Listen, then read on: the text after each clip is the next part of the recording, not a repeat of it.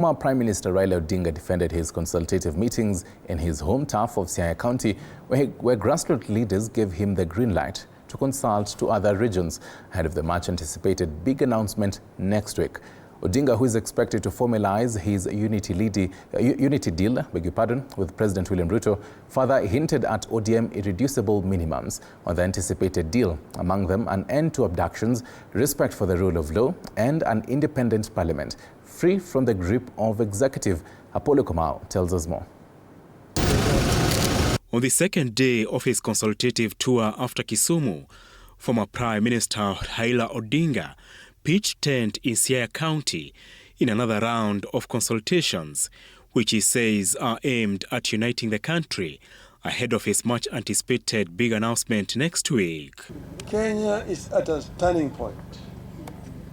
We are in a very tricky situation, which will depend on how we handle this situation.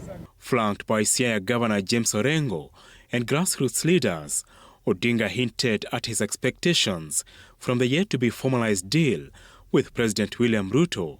He stressed that the Constitution must be respected in this new political engagement, adding that bad governance and abductions must become a thing of the past. We want to take bad governance to the museum.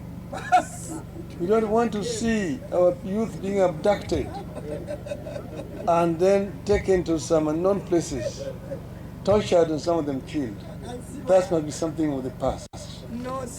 We don't want to see corruption reigning in our country. I am certain that Baba cannot go wrong when he is out to work for the people, and I am certain that we are going to have a structured relationship as we engage with other parties, including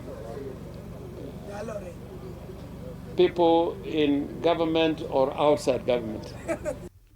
Odinga also gave away what he expects in the new arrangement on a parliament that he says is not a puppet of the executive, war on corruption, and equitable allocation of resources. We also want our parliament to work as a parliament. We don't want the members of parliament to usurp the role of the executive. That parliament represents the people. All eyes are on Odinga on whether his big announcement next week is to formalize his unity deal with Ruto or joining the opposition. All indications are that Odinga is headed for a possible coalition deal with Ruto up to the 2027 poll, with his allies dismissing overtures from Wiper Party leader Kalonzo Musyoka and former DP Rigathi Gachagua. Mheshimiwa Kalonzo Musyoka, please leave us alone. We are still hurting as a people. Odinga is expected in Bungoma on Thursday to open an ODM office before the 20th anniversary ODM party mega celebrations in Busia on Friday. Apollo Komao, TV 47.